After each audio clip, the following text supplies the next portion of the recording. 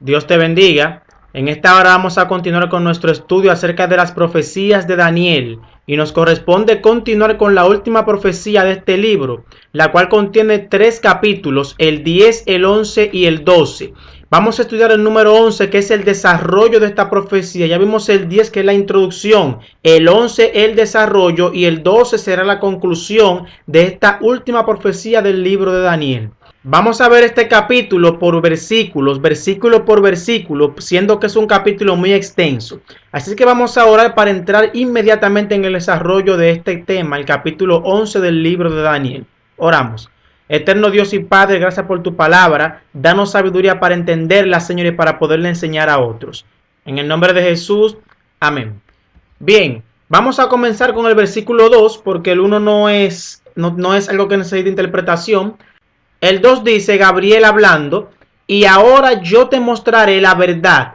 He aquí que aún habrá 3 reyes en Persia, y el cuarto se hará de grandes riquezas más que todos ellos. Y al hacerse fuerte con sus riquezas, levantará a todos contra el reino de Grecia. Para entender este versículo, tenemos que ver quién estaba reinando en el momento de Daniel recibir esta visión.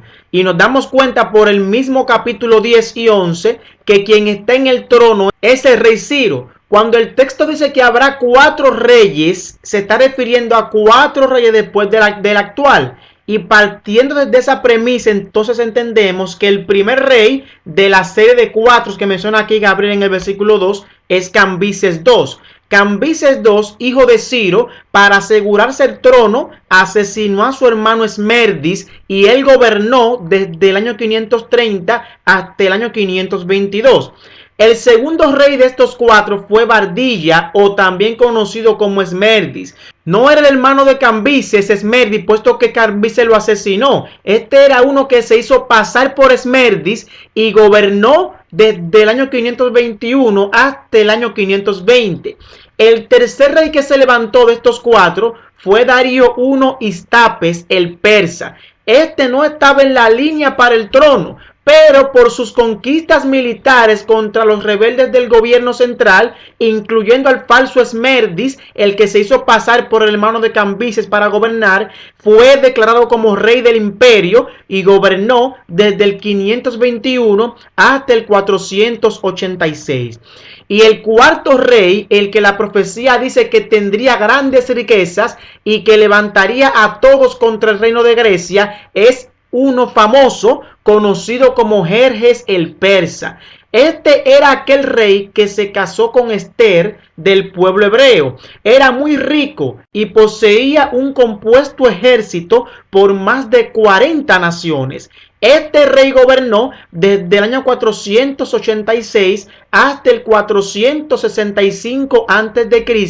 y se conoce como el rey que luchó contra Grecia, contra los famosos 300 espartanos, y por este ataque a Grecia que la profecía hace énfasis en que levantaría a todos contra el reino de Grecia. Hay quienes no consideran a Bardilla, el segundo rey, el falso, el que se hizo pasar por Esmerdis, un rey legítimo, y ponen como el cuarto rey entonces a Artajerjes, hijo de Jerjes, que gobernó desde el 465 hasta el 424 a.C. Pero la profecía quien hace énfasis es a Jerjes el persa, quien fue el instigador para que los griegos atacaran y fueran el siguiente imperio mundial. De manera que los 4 reyes a los que hace énfasis esta profecía en el versículo 2 son a Cambises II, Esmerdis o Bardilla, Darío I Istapes y Jerjes el persa, el responsable de atacar a Grecia y de levantar una futura rebelión de Grecia contra el imperio medo-persa. Los siguientes versículos serán el 3 y el 4. Allí dice, se levantará luego un rey valiente, el cual dominará con gran poder y hará su voluntad. Pero cuando se haya levantado, su reino será quebrantado y repartido hacia los 4 vientos del cielo, no a sus descendientes, ni según el dominio con que él dominó, porque su reino será arrancado y será para otros fuera de ellos. Sin lugar a dudas, estos versículos nos están hablando del rey griego, el imperio griego Alejandro Magno, quien fue responsable de llevar a cabo la venganza griega sobre los persas por el ataque sufrido años atrás a manos de Jerjes el persa. Pero el texto dice que el reino sería arrancado de Alejandro Magno, tal como lo dice la profecía del capítulo 7 de Daniel y del capítulo 8 de Daniel. También aquí se presenta que sería arrancado el poder de Alejandro Magno y no lo heredaría un hijo de él. Aunque este tenía un hijo, dice que su dominio, su reinado, no será para ese niño, sino que se esparcería por los cuatro vientos, tal como lo dice en otros capítulos bíblicos, Daniel 7, hablando del leopardo con cuatro cabezas, Daniel 8, hablando de los cuatro cuernos, y Daniel 11, ahora hablando de los cuatro vientos. Siempre que se habla de Alejandro Magno, se presenta que a su muerte su reino sería dividido en cuatro. Y esta parte de la profecía añade un dato que no presentan los otros capítulos, ni el 7 ni el 8. Y es que el reino de Alejandro no le sería dado a ningún hijo ni a sus descendientes. Ya hasta aquí sabemos que los cuatro generales de Alejandro, en los cuales se dividió su reinado, fueron Casandro, que gobernó en Macedonia y Grecia al occidente; Seleuco, que gobernó en Siria y dominó el oriente; Lisímaco, que gobernó en Tracia, Britinia y parte del Asia al norte; y Ptolomeo, que gobernó en Egipto, Libia, Arabia y Palestina al sur. El siguiente versículo es el número 5 de Daniel 11. Allí dice: y se hará fuerte el rey del sur, mas uno de sus príncipes será más fuerte que él, y se hará poderoso, y su dominio será grande. Ya aquí comienza a definirse quiénes serán los más fuertes de los generales de Alejandro Magno. Si bien es cierto que eran cuatro generales, la profecía aquí menciona solamente dos: el rey del sur y el rey del norte. Todos sabemos que Casandro, Lisímaco, Seleuco y Ptolomeo se dividieron el reinado griego, pero más adelante Casandro conquistó el territorio de Lisímaco y lo venció, y se adueñó también del norte. Pero Seleuco, que estaba en el este, conquistó el territorio de Casandro y se adueñó del oeste y del norte, convirtiéndose en el rey del norte. Y en ese momento solamente quedaban dos reyes o dos generales, uno en el norte llamado Seleuco I Nicátor y otro en el sur llamado Ptolomeo I Soter. Y aquí se divide el reinado simplemente en dos: Seleuco al norte y Ptolomeo al sur.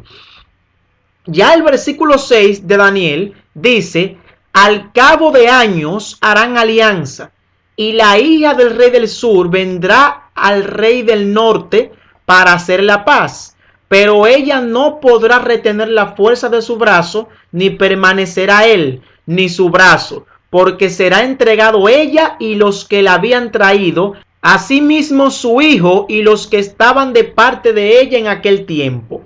Aquí continuamos con los dos principales reinados que restaban del imperio griego. Al norte estaban los Seleucidas, gobernando con su capital Siria, y al sur los Ptolomeos, su capital Egipto. Hasta este momento de este versículo, del número 6, el rey del norte era Antíoco II Teos y el rey del sur era Ptolomeo II Filadelfo.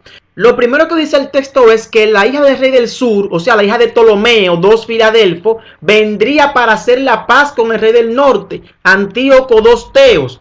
Este acuerdo de paz se hizo en el 250 a.C. y esta alianza se llevaría a cabo a través del casamiento. En ese momento, la hija de Ptolomeo II Filadelfo, rey del sur, era Berenice. Lo que el texto dice es que Berenice, la hija de Ptolomeo, rey del sur, vendría al rey del norte, Antíoco II Teos, para hacer la paz con él. Esta paz sería a través del matrimonio, una alianza, por eso mandan la hija del rey.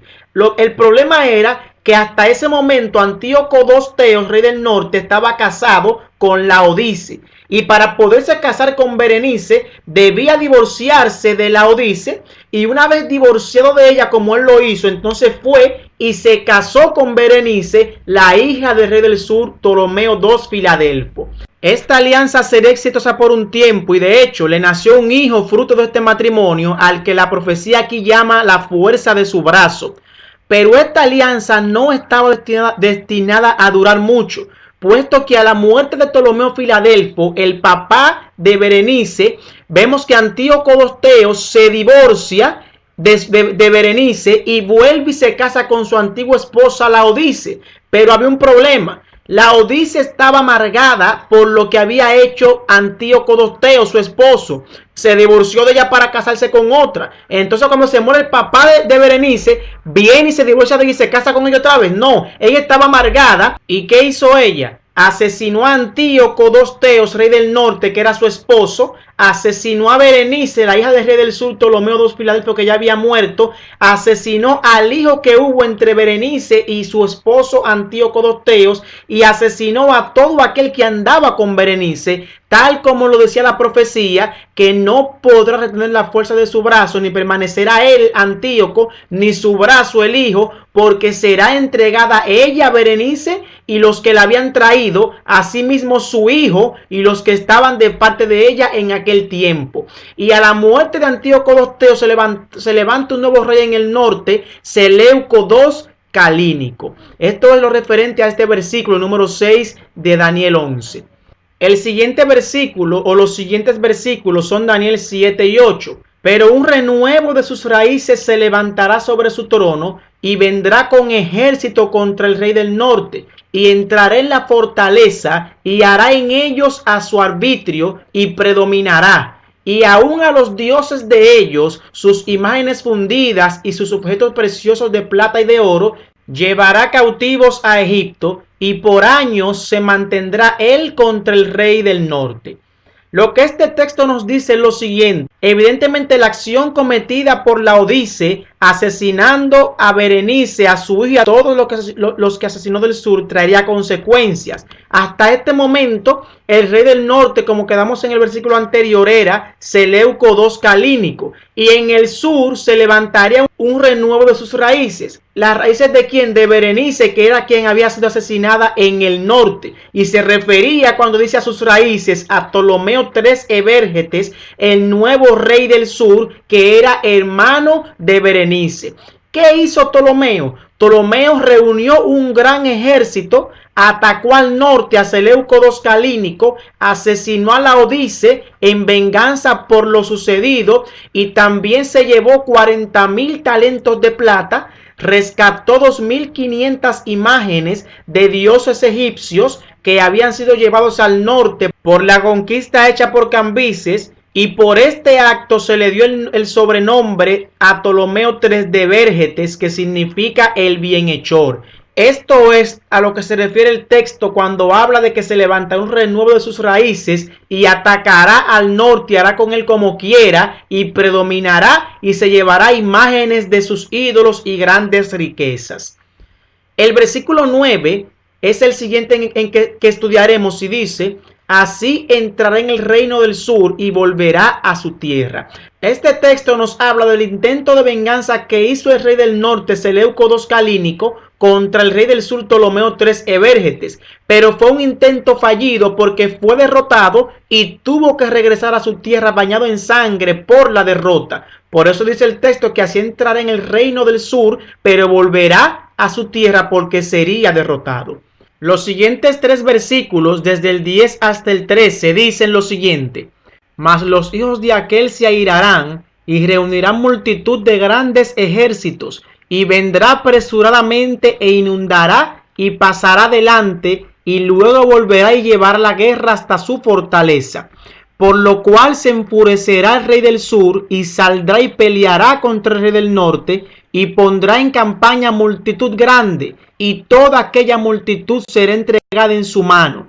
Y al llevarse él la multitud, se elevará su corazón y derribará a muchos millares, mas no prevalecerá. Y el rey del norte volverá a poner en campaña una multitud mayor que la primera, y al cabo de algunos años vendrá apresuradamente con gran ejército y con muchas riquezas. Hasta este momento dice la profecía que los hijos de aquel se airarán. ¿Los hijos de quién? De los hijos de Calínico, que querían venganza por lo que había sufrido el norte a manos del rey del sur. Se mencionan hijos, hablando de más de uno. Y efectivamente y efectivamente así lo presenta la historia, poniendo a Seleuco III Serauno y a Antíoco III Magno. De estos dos reyes, el primero, Seleuco III Serauno, fue un rey malo, un rey que no tenía habilidad para la batalla, a tal punto que gobernó simplemente desde el 226 hasta el 223 a.C., porque todas sus campañas militares contra el rey del sur fracasaban y sus comandantes, ya decepcionados por ellos mismos lo mataron. Pero Antíoco III Magno no era así. Se le pone el sobrenombre Magno porque se dio grande en la guerra y pudo hacer lo que no hizo Seleuco III Serauno. Antíoco III Magno gobernó desde el 223 hasta el 187. El siguiente versículo nos dice que Antíoco III Magno pondría grande multitud contra el rey del sur, pero que esta multitud sería entregada en manos del rey del sur. Aquí nos habla de la primera batalla que desplegó Antíoco III Magno contra Ptolomeo IV Filópater en el sur, en el reino del sur, que fue conocida como la batalla de Rafia. Allí, aunque Antíoco III Magno llevó grande ejército contra el rey del sur, este fue derrotado. Y el versículo 12 presenta que una vez que el rey del sur, Ptolomeo IV Filópater, venciera esta gran multitud, su corazón se iba a enaltecer y derribaría a muchos millares. Dice, pero no prevalecerá. Y aquí nos habla de cuando el rey del sur vence a la gran multitud de Antíoco III Magno, él se sintió grande y atacó entonces a Judea, que pertenecía a sus dominios, para humillarlos a ellos y también humillar a su Dios.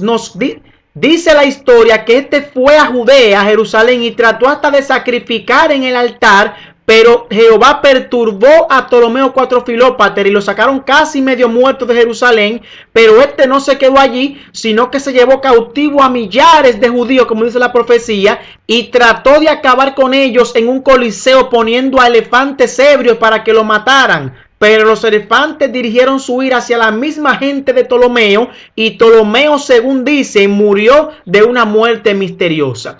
Ya el último versículo nos presenta que el rey del norte volverá con otro grande ejército y entonces vencería al rey del sur. Y aquí nos habla de dos ataques que llevó a cabo Antíoco III Magno. Atacó al oriente, en el norte. En ese momento de ese ataque ya Ptolomeo IV había muerto y el rey en ese momento era simplemente un niño de 5 años, Ptolomeo V Epifanes. En esta batalla Antíoco III Magno tuvo la victoria, obtuvo el dominio de varios territorios que había perdido a manos del rey del sur y también se llevó grande riqueza. Pero en la última batalla que este enfrentó al rey del sur, llamada la batalla de Pania, en el 198 a.C., aquí el rey del norte atacó otra vez al rey del sur, en esta ocasión hasta su misma capital, Egipto, donde consiguió la victoria. Vamos a dejarlo hasta aquí en estos primeros 13 versículos, porque hasta aquí la mayoría de teólogos y comentaristas bíblicos están de acuerdo con esta interpretación. De ahí en adelante, del 14 en adelante, hay varias variantes que hay que estudiarlos más detenidamente. Dios te bendiga. Recuerda suscribirte al canal para que recibas cada semana un capítulo profético del libro de Daniel. Y una vez que culminemos con este capítulo, vamos a iniciar entonces con el estudio del libro de Apocalipsis. Dios te bendiga. Dios te guarde.